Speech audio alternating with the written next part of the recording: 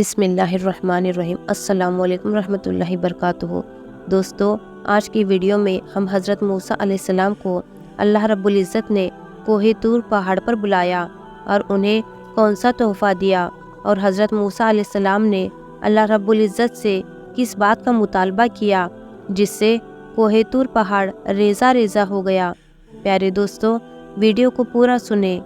دوستو، اگر آپ نے ہمارا چینل ابھی تک سبسکرائب نہیں کیا ہے تو پلیز سبسکرائب کریں۔ تو چلیے شروع کرتے ہیں آج کی ویڈیو۔ دوستو، فرعون کے ڈوب جانے کے بعد حضرت موسیٰ علیہ السلام بنی اسرائیل کو لے کر آگے بڑھے اور آگے پہنچے تو اللہ تعالیٰ نے حضرت موسیٰ علیہ السلام کو کوہ طور پہاڑ پر بلایا اور کہا کہ اے موسیٰ، ہم تمہیں اپنی کتاب دیں گے، تمہیں کچھ خاص احکامات دیں گے، اور اس کے لیے تمہیں کوہ طور پہاڑ کے اوپر آنا پڑے گا۔ اور 40 دن تک موسیٰ علیہ السلام طور پہاڑ پر تھے۔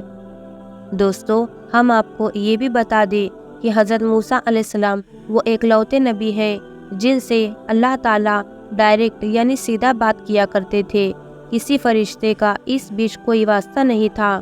تو حضرت موسیٰ علیہ السلام نے کہا کہ اے اللہ، میں آپ کو دیکھنا چاہتا ہوں۔ اللہ تعالیٰ نے فرمایا تو مجھے کبھی نہیں دیکھ سکتا۔ بعض علماء نے کہا ہے کہ حضرت موسیٰ علیہ السلام نے کہا اللہ تعالیٰ نے مجھے کہا ہے کہ تم مجھے کبھی نہیں دیکھ سکتے۔ اس سے پتہ چلتا ہے کہ اللہ تعالیٰ کو کوئی دیکھ نہیں سکتا، کبھی دیکھ نہیں سکتا، مگر یہ بات غلط ہے کہ دنیا کی آنکھ سے اللہ کو کبھی نہیں دیکھا جا سکتا۔ آخرت میں لوگ اللہ رب العزت کا دیدار کریں گے۔ جنتی جب جنت میں جائیں گے تو اللہ تعالیٰ کا دیدار کریں گے۔ یہ قرآن کریم سے بھی ثابت ہے اور حدیث سے بھی ثابت ہے۔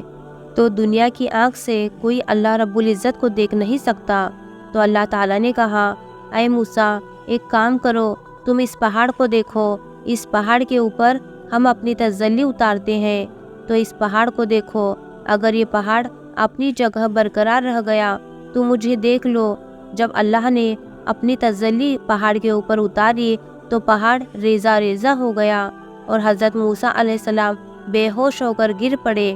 جب حضرت موسیٰ علیہ السلام ہوش میں آئے تو کہنے لگے اے اللہ، میں توبہ کرتا ہوں، اب آج کے بعد میں ایسا مطالبہ نہیں کروں گا، میں تم کو دیکھنا چاہتا ہوں۔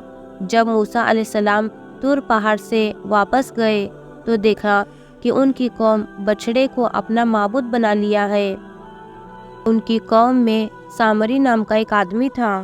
اس نے سونے کو پگھلا کر ایک بچھڑا تیار کیا تھا اور اس بچھڑے کے اندر ایسا کچھ ترتیب بنا دیا تھا، جب ہوا چلتی تھی تو بچھڑے سے آواز نکلتی تھی۔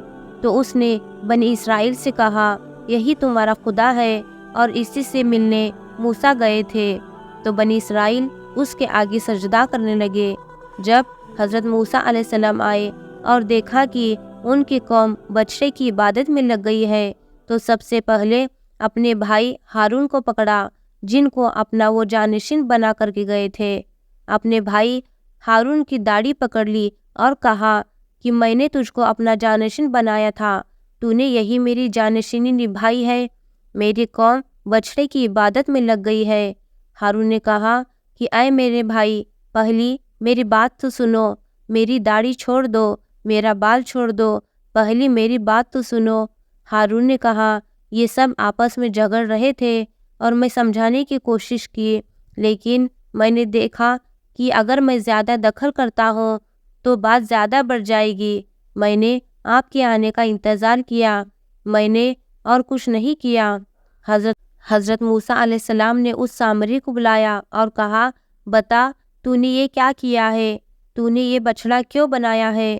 تو سامری نے جواب دیا میں نے حضرت جبریل کے گھوڑے کے نیچے سے مٹی لے لی اور اس مٹی کو ملا کر کے میں نے یہ سونے کا بچھڑا بنایا ہے تاکہ لوگ اس کی عبادت کریں۔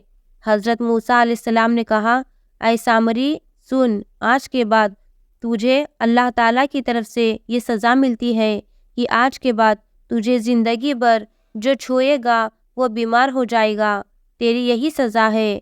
تو نے بچھڑے کو معبود بنا کر میری قوم کو شرک میں ڈالا ہے، اب تجھے یہ سزا ملتی ہے کہ تو زندگی بھر تجھے جو چھوئے گا बीमार पड़ जाएगा। अब सामरी का ये हाल हो गया था कि जो उसे छूता था वो बीमार हो जाता था और वो खुद भी बीमार हो जाता था। लिहाजा जब कोई सामरी के पास से गुजरता तो सामरी कहता, मुझको मत छुओ, मुझको मत छुओ।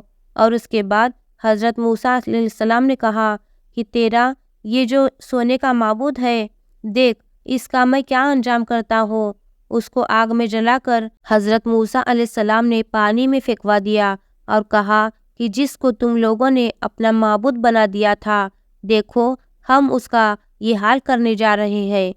प्यारे दोस्तों, आपने देखा कि जो शख्स अल्लाह रब्बुल इज़्ज़त का कहना नहीं मानता उसका क्या हश्र होता है। प्यारे दोस्तों, आज की वीडियो पसंद आई हो तो इस वीडियो को अपने दोस्तों में ज़्यादा से ज़्यादा शेयर करें और हमारे चैनल को सब्सक्राइब करें। अस्सलाम वालेकुम रहमतुल्लाहि बरकातुहू।